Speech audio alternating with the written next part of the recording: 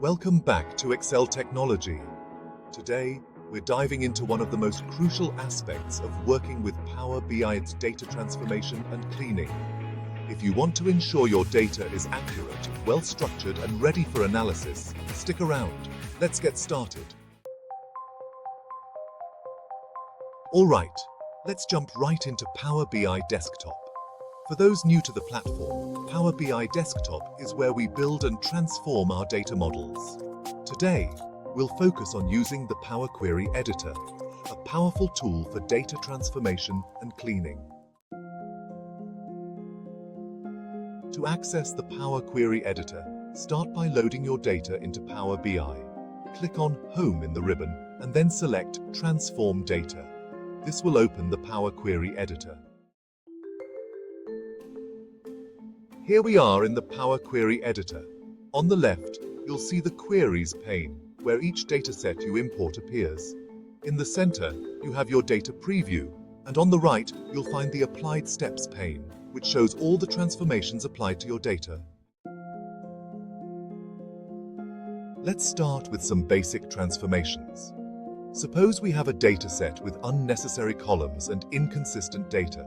First, we'll remove the columns we don't need. Select the column header, right-click, and choose Remove Columns.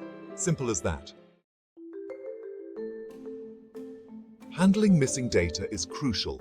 Let's say some rows have empty values in a critical column. You can filter these out or replace them with default values.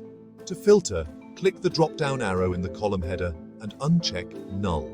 To replace values, use the Replace Values option under the Home tab. Now, let's talk about some advanced transformations.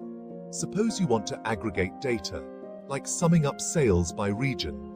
You can group your data by selecting Group By in the Home tab. This will let you aggregate values and create summarized tables. To recap, we've covered removing unnecessary columns, standardizing text, handling missing data, splitting and merging columns, and performing aggregations. Mastering these techniques will ensure your data is clean, accurate, and ready for analysis. Thanks for watching.